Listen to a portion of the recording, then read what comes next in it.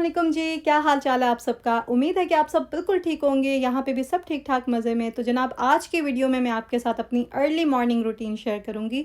तो अभी फ़जर का टाइम हो रहा था, मैं सुबह उठती हूँ 5:30 के अराउंड और नमाज़ पढ़ने के बाद मैं अज़कार पढ़ती हूँ और फिर मैं थोड़ी-सी स्किन केयर कर लेती हूँ। तो पहले मैं फ़ेस वॉश करती हूँ सेरावे के क्लेंज़र से, उसके बाद मैं ऑर्डिनरी का ये सीरम लगाती हूँ, एलो 2% नैक 2%। ये ना जो एक्ने मार्क्स होते हैं या फिर लाइट सी पिगमेंटेशन हो फेस पे तो उसके लिए बहुत अच्छा है। और मेरी स्किन पे पिंपल के निशान तो रहते ही हैं क्योंकि एक्ने प्रोन स्किन है, कलर भी थोड़ा फेयर है तो उसकी वजह से ना निशान जो है वो रह जाते हैं, बहुत टाइम के बाद वो ख़त्म होते हैं और जब तक नए पिंपल्स निकल आते हैं। एनीवेज़ अभी मैं आ गई थी किचन में और टाइम जो है ना अभी 6 ओ क्लॉक होंगे। तो सबसे पहले तो मैं किचन में आके ना पानी गर्म करती हूँ केटल में क्योंकि इस टाइम मैं नीम गर्म पानी पीती हूँ। उसके बाद मैं बच्चों के लिए नाश्ता बनाती हूँ, उनके लंच बॉक्सेस रेडी करती हूँ क्योंकि बच्चों के स्कूल रीओपन हो गए हैं तो रूटीन जो है ना बिल्कुल चेंज हो गई है अभी। वरना पहले तो बच्चे लेट उठते थे और मैं भी फजर की नमाज़ पढ़ के ना दोबारा से सो जाती थी।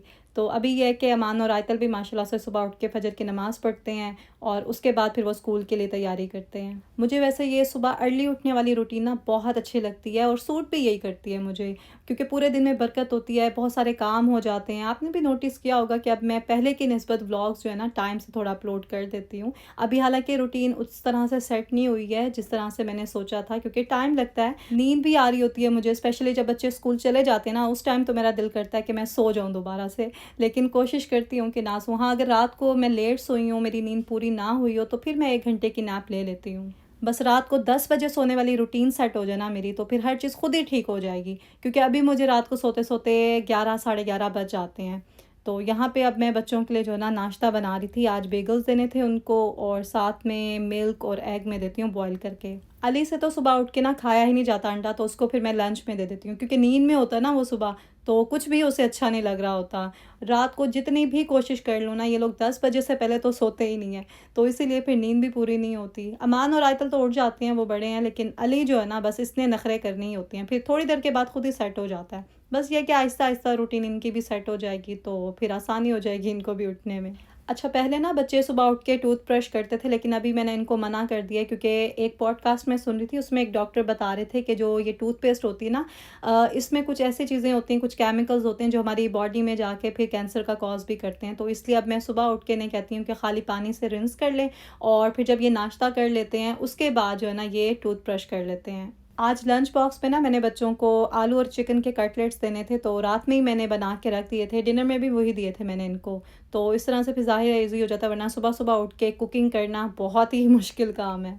अली के लिए मैंने साथ में फ्रेंच टोस्ट बनाए थे क्योंकि स्कूल टाइमिंग्स जो है ना इनकी काफ़ी ज़्यादा हैं। यूँ समझिए कि आधा दिन ये स्कूल में ही गुज़ार के आते हैं, तो लंच जो है ना मैं इनको कोशिश करती हूँ इस तरह से दूँ जो ये शौक से खा भी लें और पेट भी भर जाए इनका। फ्रेंच टोस्ट की रेसिपी के लिए भी कहा था किसी ने, तो जल्दी से आपको बता देती हूँ। मैं 1 एग लेती हूँ, उसमें हाफ़ टी स्पून डालती हूँ शुगर और 2 ड्रॉप्स डालती हूँ वनीला एसेंस। उसके बाद अच्छे से बीट करके थोड़ा-सा मिल्क ऐड करती हूँ और इस तरह से ब्रेड डिप करके मैं देसी घी में बनाती हूँ क्योंकि देसी घी बच्चों को रोज़ाना लाज़मी देना चाहिए। वो ग्रो कर रहे होते हैं, ज़ाहिर है उनको इस तरह की चीज़ों की ज़रूरत होती है। वैसे तो खुद भी खाना चाहिए और देसी घी ऐसी चीज़ है जिससे आपका वेट भी जो है ना वो गेन नहीं होता। अगर आप 1 से 2 चम्मच खाते हैं रोज़ाना देसी घी तो कोई मैटर नहीं करता।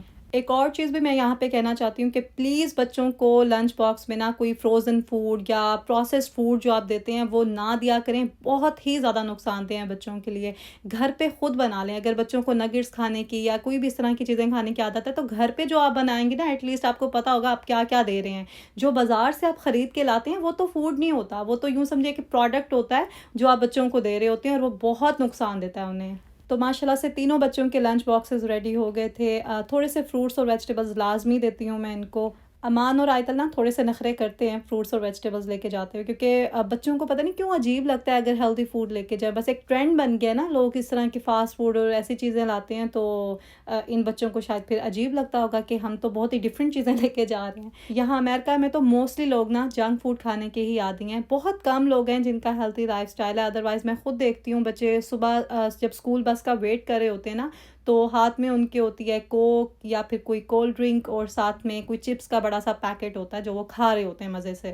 अच्छा, अमान का आज फर्स्ट डे था स्कूल का, तो वो तो इतनी जल्दी में था क्योंकि बस की टाइमिंग्स का नहीं पता होता ना फर्स्ट डे पे कि कब आएगी बस। तो इसलिए वो टाइम से पहले ही निकल गया था और आधा घंटा वहाँ पे वो खड़ा रहा, फिर जाके बस आई थी। बस इसीलिए जल्दी में ना मैं उसके कोई क्लिप्स वगैरह भी नहीं ले सकी, लेकिन इंशाल्लाह आगे फिर जो है ना वो भी आपके साथ शेयर करूँगी, क्योंकि बहुत लोग कह रहे हैं कि अमान और आयतल के भी जो है ना क्लिप्स ऐड किया करें वीडियो में। तो बच्चे बस जब बड़े हो जाते हैं, अपनी उनकी मर्ज़ी होती है और उनको इतना फ्रीडम देना चाहिए, अपनी चॉइस से वो आएँ। फ़ोर्सफुली अगर मैं कहूँगी तो ज़ाहिर है आ जाएँगे, लेकिन मैं चाहती नहीं हूँ इस तरह से ना फ़ोर्सफुली उन्हें लाऊँ वीडियो में। हाँ, अली को शौक है तो वो मज़े से जो है ना अपनी वीडियो बनवा रहा होता है और ख़ुद कह रहा होता है कि मामा मेरी वीडियो बनाएँ। आयतल ने तो ऐसी स्पीड पकड़ी ना कि मिनटों में वो गायब थी। तो बच्चों को मैं बाय वॉक ही लेके जाती हूँ स्कूल, क्योंकि पहले ये लोग कार से जाते थे ना, तो मैंने देखा कि उनकी आदतें ख़राब हो रही थी। फिर थोड़ा भी चलते थे ना कभी, तो थक जाते थे। तो इस तरह से ये कि इनका स्टेमिना बनेगा, और बच्चों को जितना हम ओवर फैसिलिटेट करते हैं ना, उतना उन्हें हम बिगाड़ते हैं। तो आई थिंक बच्चों को रफ़ एंड टफ़ बनाना चाहिए ताकि हर तरह की सिचुएशन में वो ईज़िली जो है ना मैनेज कर लें। आयतल और अली का स्कूल ना इतना दूर भी नहीं है, बस 10 मिनट की वॉक पे ही है, तो इसी बहाने मेरी भी वॉक हो जाती है सुबह में, वरना सुबह-सुबह उठ के वॉक करना भी एक मुश्किल काम होता है, बड़ी हिम्मत चाहिए होती है इसके लिए। तो जनाब अभी सुबह के कोई 7:20 हो रहे थे और घर वापस आके मैंने जो है ना किचन में जो भी चीज़ें बिखरी हुई थी वो जल्दी से समेटी और फिर थोड़ा सा रेस्ट किया। उसके बाद फिर मैं वर्कआउट कर लेती हूँ, जो कि तकरीबन 20 मिनट्स का ही होता है, इतना ज़्यादा नहीं करती, लेकिन अब मैं सोच रही हूँ कि वेट ट्रेनिंग स्टार्ट करूँ क्योंकि उसके बहुत ज़्यादा बेनिफिट्स हैं। पहले तो मैं जिम जाती थी तो वहाँ पे प्रॉपर वर्कआउट हो जाता था, लेकिन जिम जाने से ना टाइम बहुत वेस्ट होता है, क्योंकि आना जाना और फिर जब ज़ाहिर है किसी के साथ जाना हो तो फिर उसके भी टाइमिंग्स को थोड़ा सा देखना होता है। तो इस सब में ना तकरीबन 2 घंटे मेरे लग जाते थे और ज़ाहिर ज़्यादा थक भी जाते थे, क्योंकि जिम जब आप जाते हैं तो फिर यही सोचते हैं कि आए हैं तो अच्छे से वर्कआउट करके जाएँ। हाँ, घर पे ये है कि आप अपनी मर्ज़ी से थोड़ा सा फ्लेक्सिबल होके कर लेते हैं, और मुझे अभी ज़रूरत तो है वैसे जिम जाने की, लेकिन मैं कोशिश कर रही हूँ कि घर पे ही जो है ना अपने वेट को कंट्रोल करूँ। डाइट मैंने बहुत कंट्रोल कर लिया, आपके साथ शेयर भी की थी मैंने वीडियो में, और ये है कि अभी थोड़े से इक्विपमेंट्स मैं ले लूँगी ना तो फिर प्रॉपर वर्कआउट भी शेयर करूँगी आपके साथ। वर्कआउट करने के बाद ना यहाँ पे अब मैं कपड़े प्रेस कर रही थी, क्योंकि आज मेरी डॉक्टर अपॉइंटमेंट थी तो उसके लिए मुझे रेडी होना था। तो बस रेडी हो गई, उसके बाद मैंने अपने हस्बैंड को उठाया, उन्होंने ही मुझे ड्रॉप करना था। तो उनको भी थोड़ा टाइम था तो मैंने कहा चलो अपना जो बैग है उसको थोड़ा सा सेट कर लेती हूँ, क्योंकि इतनी सारी चीज़ें जो है ना इसमें इकट्ठी हो जाती हैं। पिछले दिनों बच्चों की स्कूल की शॉपिंग की है ना, तो उसके सारे जो बिल वगैरह थे वो सब रखे हुए थे, तो जो भी एक्स्ट्रा चीज़ें थी वो सारी मैंने निकाल दी थी। बस 5 मिनट में जो है ना इसको थोड़ा सा मैंने ठीक कर लिया था। अच्छा, हैंडबैग चाहे बड़े साइज़ का हो या फिर छोटा हो, सामान तो उसमें ज़्यादा हो ही जाता है। ऐसी-ऐसी चीज़ें निकलती हैं ना जब आप क्लीन करते हैं कि समझ से बाहर है। पहले मैं बड़े साइज़ का बैग यूज़ करती थी तो उसमें तो इतनी एक्स्ट्रा चीज़ें इकट्ठी हो जाती थी ना, क्योंकि बच्चे भी छोटे थे तो उनका भी कुछ ना कुछ सामान होता था, और कहीं भी जाना होता था ना हर कोई मुझे कहता था कि ये चीज़ जो है ना अपने बैग में रख दो। अभी तो मैं बिल्कुल छोटा-सा बैग यूज़ करती हूँ, और कोई भी मुझे कहता है ना कि ये चीज़ें अपने बैग में रख दे, तो मैं कह देती हूँ जगह ही नहीं है, देखो छोटा-सा तो बैग है। आजकल वैसे ज़्यादा बड़े बैग्स का ना ट्रेंड भी नहीं है, वरना कुछ साल पहले मुझे याद है इतने बड़े-बड़े थैलेनुमा बैग जो है ना वो हम यूज़ कर रहे होते थे। एनीवेज़ अभी हम लोग जा रहे थे हॉस्पिटल, और यहाँ पे डॉक्टर ने मुझे कुछ टेस्ट करवाने को कहे, तो पहले साइन इन करते हैं यहाँ पे। और मैंने देखा है कि अब ना इन्होंने इतना मिनिमल कर दिया स्टाफ कि हर चीज़ जो है वो पेशेंट्स खुद ही कर रहे होते हैं।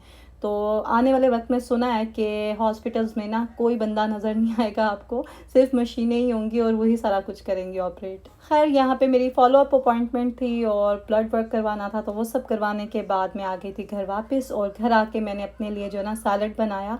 ये मैंने पहले भी शेयर किया है आपके साथ। योगर्ट होती है, उसके अंदर थोड़ा सा आलमंड मिल्क ऐड करती हूँ और कुछ फ्रूट्स और वेजिटेबल्स। एक ही फ्रूट होता है, बाकी तो सारी वेजिटेबल्स ही होती हैं। तो ये इतनी मज़े की मुझे लगती है ना, और हेल्दी भी है। तो एवोकाडो ना मेरे से ऐसे खाया नहीं जाता, इस सैलड में तो बिल्कुल पता ही नहीं चलता कि कोई एवोकाडो नाम की चीज़ भी है इसमें। कॉर्न यहाँ पे बॉईल हो रही थी, जितनी देर में मैंने बाकी फ्रूट्स और वेजिटेबल्स कट कर लिए थे। और कॉर्न जो है ना यहाँ पे 10 मिनट में बॉईल हो जाती है बेहतरीन, क्योंकि स्वीट कॉर्न होती है तो वो सॉफ्ट होती है और मुझे बहुत ही मज़े की लगती है ये। बस चंद एक चीज़ें ही हैं जो यहाँ अमेरिका में मुझे बहुत अच्छी और टेस्टी लगती हैं, अदरवाइज़ पाकिस्तान में जो फ्रूट्स और वेजिटेबल्स मिलते हैं ना वो तो बहुत मिस करते हैं हम। स्पेशली वेजिटेबल्स का तो वो टेस्ट ही नहीं होता, बस हम पका लेते हैं लेकिन जो है ना वो वाला टेस्ट बिल्कुल भी नहीं आता। लंच के लिए मैंने सोचा कि दाल बना लेती हूँ, जल्दी भी बन जाती है और यह कि सब लोग खा भी लेते हैं शौक से। तो मसर की दाल ही हमारे घर मोस्टली बनती है।